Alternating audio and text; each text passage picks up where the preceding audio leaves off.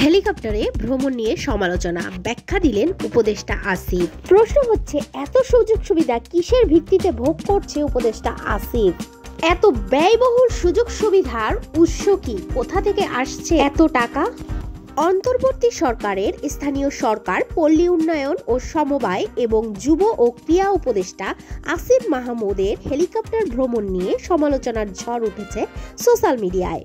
উত্তরবঙ্গের উন্নয়ন কার্যক্রম পরিদর্শন ও জনগণের সঙ্গে মতবিনিময়ের উদ্দেশ্যে তিনি হেলিকপ্টারে ভ্রমণ করেন, যা নেটিজেনদের মধ্যে বিতর্কের সৃষ্টি করেছে।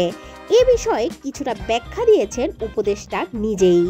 বৃহস্পতিবার 26শে ডিসেম্বর ফেসবুকে নিজের ভেরিফাইড পেজে এক পোস্টের মাধ্যমে তিনি এ ব্যাখ্যা দেন।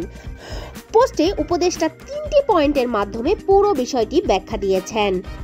এর মধ্যে প্রথম পয়েন্টটি হচ্ছে, প্রথমে গাড়িতে সফর প্ল্যান করা হলে 6 দিনে শুধুমাত্র 10টি উপজেলায় সফর করা যাচ্ছিল।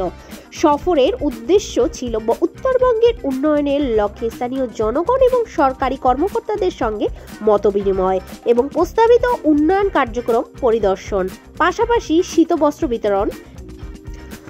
উপদেষ্টা মহোদয় কম সময়ের মধ্যে সর্বোচ্চ পরিমাণ উপজেলার জনসাধারণের কথা শুনতে চেয়েছিল, ফলে 6 দিনে 22টি উপজেলা ভ্রমণের সিদ্ধান্ত হয়, যা গাড়িতে কোনোভাবেই সম্ভব ছিল না।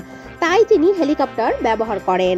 2 নম্বর পয়েন্ট ছিল, বিগত 2 দিনের সফরে ঢাকা থেকে যাওয়া আসা সহ মোট 6 বার হেলিকপ্টারে যাতায়াত করেন মাননীয় উপদেষ্টা। গত বুধবার একদিনে ঠাকুরগাঁও থেকে পঞ্চগড় এবং নীলফামারী এই 3টি জেলায় মোট 4টি উপজেলায় 5টি মতবিনিময় সভায় অংশগ্রহণ অসম্ভব। এছাড়াও দীর্ঘদিন ঢাকার বাইরে থাকলে মন্ত্রণালয়ের কার্যক্রম ব্যাহত হবে। এই কারণে কম সময় যাতে লাগে, তার কারণে তিনি হেলিকপ্টার ব্যবহার করেছেন। 3 নম্বর পয়েন্টে তিনি বলেন, আগামী 4 দিনে আরো 16টি উপজেলা সফরের কথা থাকলেও সচিবালয়ে অগ্নিসংযোগের মতো ঘটনা ঘটায় তৎক্ষণাৎ সফর স্থগিত করে ঢাকায় ফিরে আসেন আসিফ মাহমুদ।